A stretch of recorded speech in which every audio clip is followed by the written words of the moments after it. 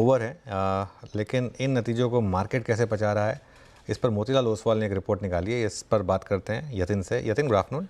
Good afternoon. और अगर हम सेकेंड क्वार्टर की अर्निंग्स की बात करें तो थोड़ा बहुत डिसअपॉइंटमेंट था, और पिछले हफ्ते जो अर्निंग सीजन खत्म हुई है उसमें अगर हम निफ्टी 500 कंपनीज का विश्लेषण करें तो काफ़ी कमज़ोर रही है sales growth. In fact sales growth केवल 7% आपको साल दर साल बेसिस पे आती हुई दिखाई पड़ी है।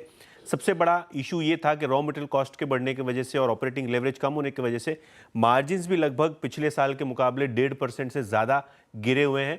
और अगर हम प्रॉफिट ग्रोथ की बात करें तो केवल एक फ्लैट नंबर आपको आपकी स्क्रीन पे दिखाई पड़ेगा। अगर हम पूरे के पूरे बैंकिंग पैक को निकाल दें तो शायद आपको निफ्टी 500 में 10% की अर्निंग्स ग्रोथ की डिक्लाइन दिखाई पड़ेगी।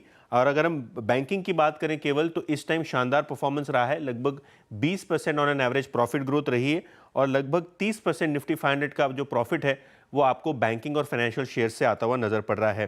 सेक्टर्स की बात करें तो सबसे शानदार सेक्टर है कैपिटल गुड्स, जहां 21% की प्रॉफिट ग्रोथ देखने को मिली है। और सिमिलरली हेल्थ केयर, इंफ्रास्ट्रक्चर और कंज्यूमर ड्यूरेबल में भी आपको 20 से 25% के आसपास की अर्निंग्स ग्रोथ देखने को मिली है।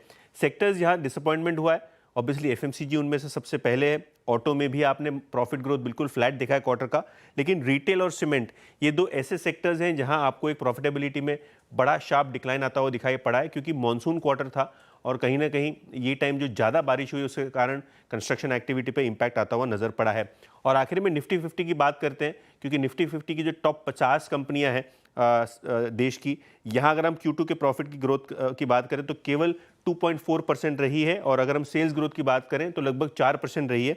हालांकि अगर हम बात करें फर्स्ट हाफ की तो प्रॉफिट ग्रोथ केवल 3% रही है। तो निफ्टी 50 और निफ्टी 500 बैंकिंग को छोड़ के सारे सेक्टर्स और स्टॉक्स ने थोड़ा बहुत डिसअपॉइंटमेंट दिया है। चलिए, तो इसी पर बात करेंगे इस ब्रेक के बाद कि इस अर्निंग सीजन के बाद और ये जो इलेक्शन रिजल्ट्स आए, इन सब के बाद आखिर आप मार्केट में करना क्या है। मोतीलाल ओसवाल एसेट मैनेजमेंट के एमडी और सीईओ प्रतीक अग्रवाल जुड़ेंगे हमारे साथ इस छोटे से ब्रेक के बाद।